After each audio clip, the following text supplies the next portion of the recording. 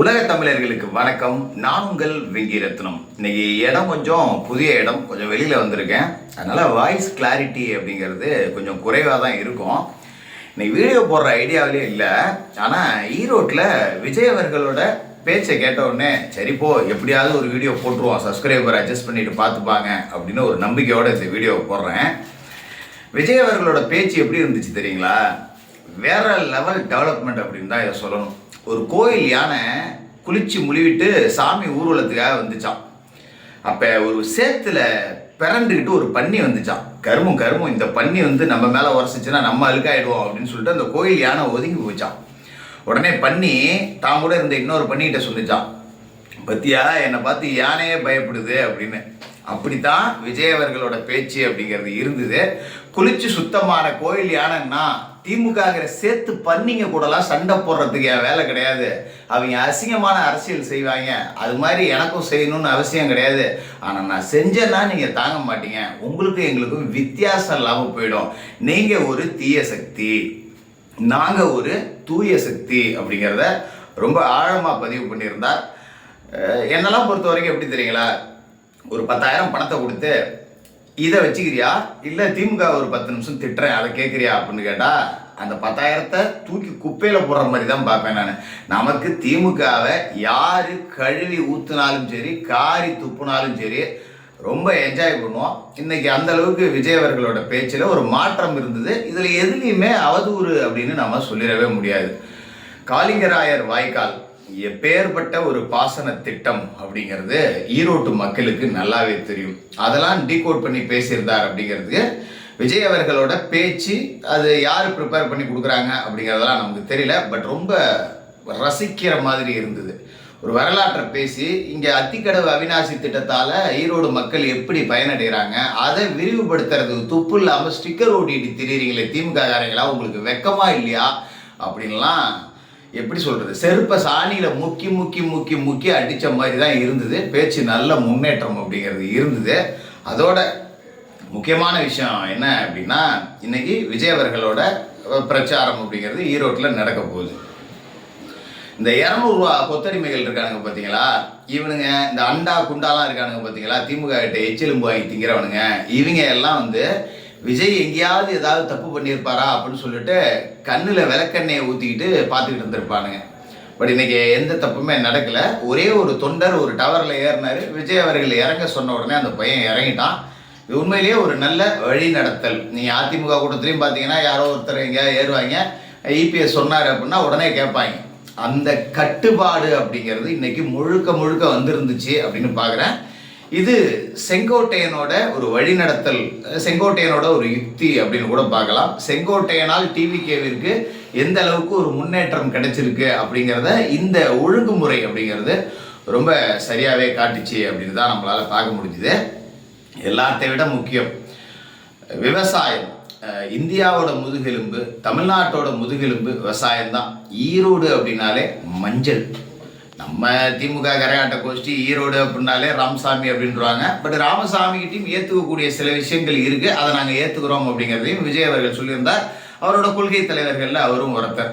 But இங்கே எதுக்கு எடுத்தாலும் பெரியார் மட்டும் இல்லைன்னா அப்படின்னு சொல்லுவாங்க. அந்த மாதிரியெல்லாம் முட்டு கொடுக்காம சரியாக ஈரோடு அப்படின்னாலே மஞ்சள். அந்த மஞ்சள் விவசாயிகள் எந்த அளவுக்கு பாதிக்கப்பட்டிருக்காங்க, விவசாயிகள் மேலே தனக்கு எந்த அளவுக்கு அக்கறை இருக்குது அப்படிங்கிறதெல்லாம் ரொம்ப சரியாகவே பேசியிருந்தார். இதே கிட்டத்தட்ட ஒரு விவசாயியான திரு எடப்பாடி பழனிசாமி அவர்கள் பேசின மாதிரியே இருந்துச்சு. நீங்கள் நெல்லுக்கும் கரும்புக்கும் அரசு விலையை நிர்ணயம் செய்து, ஆனால் மஞ்சளுக்கு எவனோ ஒரு புரோக்கர் விலையை நிர்ணயம் செய்கிறான், விவசாயிகள் பாதிக்கப்படுறாங்க அப்படிங்கிறதெல்லாம் ரொம்ப ஒரு வேலிடான பாயிண்ட்.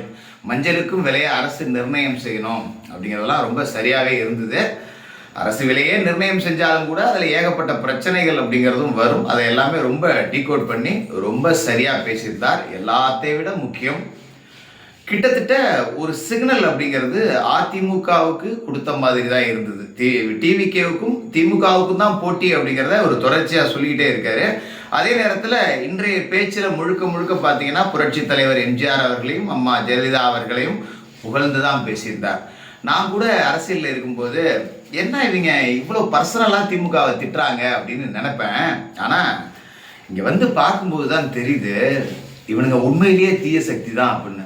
இதுதான் நம்ம காலகாலமாக சொல்லிட்டு இருக்கோம். மனிதன் ஒரு மானம் கெட்டவன், திமுககாரன் அதை விட மானம் கெட்டவன் அப்படின்னு சொல்லிட்டு நம்ம தொடர்ச்சியாக சொல்லிட்டு இருக்கோம். இன்னைக்கு விஜய் அவர்களும் அதை பேசியிருந்தது அப்படிங்கிறது எனக்கு ரொம்பவே பிடிச்சிருந்தது அப்படின்னு பார்க்குறேன். அதோட இன்னொரு முக்கியமான விஷயம், அதிமுகவை ஓரளவுக்கு அவர் புகழ்ந்து தான் பேசியிருந்தார். இந்த அத்திக்கடவு அவிநாசி திட்டம் ஒரு நல்ல திட்டம், அதை இன்னும் விரிவுபடுத்தணும்னு பேசியிருந்தார். இது எல்லாமே எனக்கும் திமுகவுக்குமான போட்டியில் திமுகவை அழிக்கிறதுக்கு நான் எந்த எல்லைக்கும் போகிறதுக்கு தயார் அப்படிங்கிற மாதிரியும் ஒரு டீகோட் பண்ண மாதிரி எனக்கு தெரிஞ்சுது. பட் அது உங்களுக்கு எப்படி ஏற்புடையதா என்ன அப்படிங்கிறத மக்களாகிய நீங்கள் தான் முடிவு எடுத்துக்கணும்.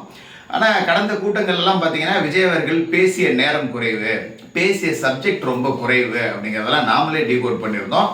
இன்றைக்கி அப்படிலாம் இல்லை, முழு மாசான ஒரு பேச்சு. நான் தான் சொன்னல, திமுகவை கலட்டிக்கிட்ட அடித்தாலே அந்த ஸ்பீச்சுக்கு பேர் மாஸ் தான். யார் அடித்தாலும் என்னை பொறுத்த வரைக்கும் அது மாஸ் தான். திமுக ஒழிக்கப்பட வேண்டிய ஒரு சக்தி. இன்னைக்கு விஜய் அவர்கள் பிரச்சாரத்துக்கு போறாரு.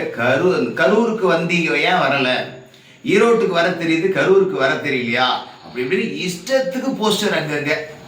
நீங்க சும்மா ஸ்டாலினை திட்டி ஒரு போஸ்டர் விட்டுங்களேன், காலையில வீட்டுக்கு போலீஸ் வந்துடும். நீங்க உங்க பேரெல்லாம் போட வேணாம். இப்போ ஒட்டிருக்கானுங்க பாருங்க, மொட்டை கெடுதாசி உடன்பிறப்புகள். இதெல்லாம் செஞ்சது யாருன்னா செந்தில் பாலாஜி தான் செஞ்சிருப்பாங்க. ஏன்னா இந்த மாதிரி கேவலமான புத்தி செந்தில் பாலாஜியை தவிர வேற எவனுக்குமே வராது. திமுக எல்லாத்துக்குமே கேவலமான புத்தி இருக்கும். அதுலேயே கேடுகட்ட கேவலமான புத்தி அப்படிங்கிறது செந்தில் பாலாஜி மாதிரியான ஆளுகளுக்கு தான் வரும். இப்போ நீங்கள் கரூருக்கு வரல போல அப்படின்னு சொல்லிட்டு அங்கங்கே விஜய் அவர்களை விமர்சிக்கிற மாதிரியான போஸ்டர்கள் ஒட்டப்பட்டிருந்தது. அதெல்லாம் பார்த்துருப்பீங்க. இதெல்லாம் எவ்வளோ ஒரு எச்சப்பொறித்தனம். கரூருக்கு அவர் வரலை, வந்ததுக்கு நீங்கள் அனுமதி கொடுத்தீங்களா? செந்தில் பாலாஜியை வச்சு ஆஃப் த ரெக்கார்டாக யாரும் இடம் கொடுக்கக்கூடாது அப்படின்னு மிரட்டுறது, சம்பந்தப்பட்ட இறந்து போனவர்கள் குடும்பத்தில் ஒருத்தரை காசு கொடுத்து விலைக்கு வாங்கி விஜய் கொடுத்த 20 லட்சத்தை நீ திருப்பி கொடுத்துரு, உனக்கு நான் 30 லட்சமாக தரேன் அப்படின்னு சொல்லி அவங்க குடும்பத்திலேயே பேரம் பேசி விஜய் தான் இந்த மரணத்துக்கு காரணம் அப்படிங்கிற மாதிரி ஒரு கிரியேட் பண்ணுறது, நரேட்டிவ் செட் பண்ணுறது. அதே மாதிரி விஜய் அவர்கள் மாமல்லபுரத்துக்கு எல்லாத்தையும் கூட்டு வந்து பார்த்தா பிணங்கள் எல்லாமே, அதாவது அந்த இறந்த இன்னுயிர்கள் எல்லாமே சடலமாக ஸ்ட்ரக்சரில் மாமல்லபுரத்துக்கு ட்ராவல் பண்ணுற மாதிரி கேவலமாக வீடியோ மீம்ஸை ஏஐல கிரியேட் பண்ணி போடுறது. இந்த மாதிரியான எச்ச புத்திகளால் தான் இவர்களை நாம் தீய சக்தி தீய சக்தி தீய சக்தி அப்படின்னு தொடர்ச்சியாக சொல்லிகிட்டு இருக்கோம். திமுகவோட எதிர்ப்பு அப்படிங்கிறது எப்பவுமே தமிழ்நாட்டில் கூட தான். அதை விஜய் சரியாக புரிஞ்சுக்கிட்டு அடிக்க தொடங்கியிருக்கார். அதே மாதிரி என்னோட கேரக்டரையே புரிஞ்சிக்க மாட்டேங்கிறியே அப்படின்னு நம்ம திராவிட மாடல் முதலமைச்சர் முத்துவேல் கருணாநிதி ஸ்டாலின் சொல்லியிருந்தாரு. இது மட்டும் சினிமா டைலாக் இல்லையா? இந்த எங்களை மட்டும் சினிமாக்காரங்கிறீங்க. இதெல்லாம் கூட அவர் பேசியிருக்கணும் அவசியம் கிடையாது. ஏன்னா அவர் ஸ்டாலின்லாம் பேசுகிறதெல்லாம் போய் நம்ம விமர்சிக்கிட்டு இருந்தோம்னு வச்சிங்களேன், வரிக்கு வரி விமர்சிக்கிட்டே தான் இருக்கணும். அவருக்கு பொள்ளாச்சின்னு எழுதி கொடுத்தாலே புள்ளதாச்சின்னு படிக்கிறாள். அந்த ஆளுகிட்ட போய் நம்ம சரியாக பேசணும்னு எதிர்பார்க்கறது ரொம்ப தப்பு. இப்போ முக்கியமான விஷயம் என்ன டீகோட் பண்ணியிருந்தார் அப்படின்னா, சட்டம் ஒழுங்கு எவ்வளவு கேவலம். நீங்கள் சினிமா டைலாக் பேசுகிறேங்கிறீங்க. இப்போ உதயநிதி எடுத்துங்களேன், அது என்ன எந்த படம் வந்தாலும் ரெட் ஜெயின் மூவிஸ் வருது. ஏன்னா சினிமாவில் காசு போட்டு சம்பாதிப்பீங்க, திருடின காசை போட்டு மணி லாண்டரிங் பண்ணுவீங்க. ஆனால் சினிமாவிலேருந்து ஒரு அரசியலுக்கு வந்தால் மட்டும் இனிக்குது. நீங்கள் மட்டும் பொள்ளாச்சி போயிட்டு ரிட்டன் புளியம்பட்டி மாரி பிள்ளைய படம் எடுத்து மூக்காமுத்துவ நடிக்க வைப்பீங்க, திரும்ப கொண்டாந்து அரசியலில் நுழைப்பீங்க. ஸ்டாலினை கூட்டு போய் அரசியலில் சினிமாவில் நடிக்க வைப்பீங்க, திரும்ப அரசியலுக்கு கொண்டாடுவீங்க. உதயநிதியை கூட்டு போய் நடிக்க வைப்பீங்க, திரும்ப அரசியலுக்கு கொண்டாடுவீங்க. ஆனால் எந்த சினிமாவிலுமே நடிக்காத அன்பில் மகேஷ் பொய்யாமொழி தான் ஆஸ்கர் நாயகன் மாதிரி நடிக்கிறாரு. உங்களால் நடிக்க முடியல. நீங்கள் மக்களை ஏமாத்துறதுக்கு மட்டும்தான் ரொம்ப சரியாக நடிக்கிறீங்க. அதனால இந்த சினிமாக்காரன் அப்படிங்கிற டைலாக்லாம் எடுபடாது. இந்த சினிமா டைலாக் பேசிட்டு திரியிறாரு, ஆனால் சட்டம் ஒழுங்கை காப்பாற்றுறதுக்கு துப்பு இல்லை. இதில் உன் கேரக்டரை நாங்கள் புரிஞ்சிக்கல தான். நீ வந்து அப்படியே சட்டம் ஒழுங்கை அறுத்து தள்ளிடுவேன்னு நாங்கள் நினச்சோம். கடைசியில் நீ ஒன்றுக்கும் போகாத பீஸாக இருக்கேன்னு எங்களுக்கு தெரியாமல் போயிடுச்சு உன் கேரக்டர் என்னான்னு. இந்த மாதிரி கொடுத்த வாக்குறுதிகள்லாம் அறுத்து தள்ளிடுவேன்னு தான் நாங்கள் நினச்சோம். உன் கேரக்டர் எங்களுக்கு புரியாமல் போயிடுச்சு. வாக்குறுதிகள் எல்லாம் அங்கங்கே பெண்டிங்கில் கிடக்கு. ஆக மொத்தம் பாலாரும் தேனாரும் ஓடும் அப்படின்னு சொல்லி ஆட்சிக்கு வந்தீங்க. நாங்கள் தான் உங்கள் கேரக்டரை புரிஞ்சிக்காமல் தப்பாக ஓட்டு போட்டோம். இங்கே சாராய ஆறும் ரத்த ஆறும் கஞ்சா புகையும் தான் தமிழ்நாடு முழுக்க ஓடிக்கிட்டு இருக்கு. முத்துவேல் கருணாநிதி ஸ்டாலின் திமுகவோட கடைசி முதல்வராக இருக்கணும். திமுக இந்த தேர்தலோட மண்ணோட மண்ணா போகணும் அப்படின்னு மனசார விஜய் பேசுகிற மாதிரி இருந்தது. அந்த பேச்சுக்கு ஒரு சல்யூட்டை சொல்லி அடுத்த வீடியோவில் தொடர்ந்து பேசுவோம்.